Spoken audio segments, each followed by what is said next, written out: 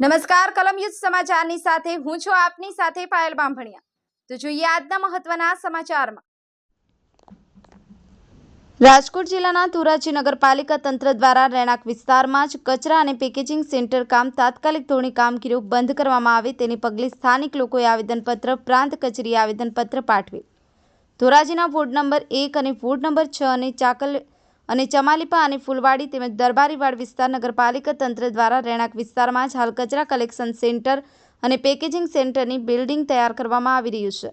ત્યારે આ વિસ્તારમાં 6000થી વધારે લોકોના દરેક ધર્મના લોકો અને ધાર્મિક સ્થળો આવેલ છે અને આ જ વિસ્તારમાં નગરપાલિકા તંત્ર દ્વારા પેકેજિંગ સેન્ટર અને કચરા કલેક્શન સેન્ટર બનાવવાનું બિલ્ડિંગ બનાવવામાં આવી રહ્યું છે, જેને લઈને સ્થાનિક લોકોએ થોડોક સમય અગાઉ બિલ્ડિંગ બનાવાતું તેનું વિરોધ પ્રદર્શન કરેલ, પણ નિર્ભર તંત્ર કોઈ યોગ્ય કામગીરી કરી નથી।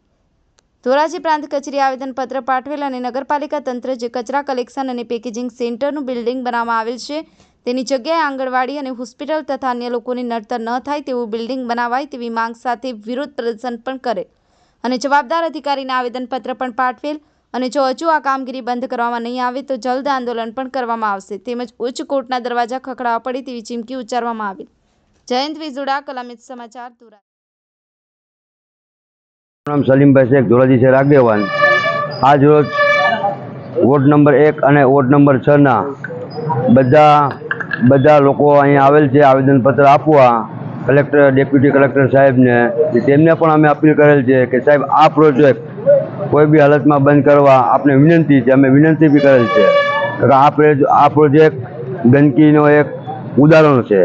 ત્યાં ગંદકી થાય છે, ત્યાં આનું કેમિકલ નાખી અને ધોલાઈ કરશે એવું આખું અમને સમજાવવામાં આવેલ છે। ડેપ્યુટી કલેક્ટરની અંદરમાં એટલે જ અમે આવ્યા છીએ આજે। અગર આ કામ બંધ નહીં થાય તો અમે ગાંધીજીના માર્ગે હાઈકોર્ટ, સુપ્રીમ કોર્ટે જવા તૈયારી રાખેલ છે। આ ડમ્પિંગથી આરોગ્યમાં તકલીફ થાય છે, માણસો બીમાર થઈ જાય અને આના જીવાત કરવાથી બચ્ચાને ખંજોર ઉપડી જાય, માણસોને ખંજોર ઉપડી જાય। કારણ હું પોતે આ જાતે ડમ્પિંગ જોઈ આવ્યો છું રાજકોટ ગોંડલ રોડ માથે કે ત્યાંની પરિસ્થિતિ એવી ખરાબ છે કે પબ્લિક રોડ ઉપર આવી ગઈ છે। અમારી માંગણી એ છે કે અહીંયા આંગણવાડી યા કોમ્યુનિટી હોલ બનાવે તે અમારી માંગણી છે। મારું નામ સાહિદ અબ્દુલભાઈ પરમાર ઉર્ફે હેડલી। આ અમારા વિસ્તારની અંદરમાં ધરારી જો હુકુમી કરી નગરપાલિકાના સત્તાધીશોએ ધરારી કચરા પ્લાન્ટ પ્રોસેસ બહારનો એરિયો દેખાડી ધાર્મિક સ્થળો હોવા છતાં એ લોકોએ ધરારી પ્લાન્ટ ઠોકી બેસાડ્યો છે। 4 કરોડનો પ્રોજેક્ટ છે, બાયણેનું દર્શાવ્યું છે। 4000 થી 5000 લોકો અહીંયા વસવાટ કરે છે, એમાં બચ્ચા બુજુર્ગો બધાય રહે છે। એના સ્વાસ્થ્યને ધ્યાનમાં લીધા વગર નગરપાલિકાના ચીફ ઓફિસર, સત્તાધીશોએ એ પ્લાન્ટ બેહાડ્યો છે, એ બંધ કરવા માટે અમારી સમગ્ર તૈયારી છે।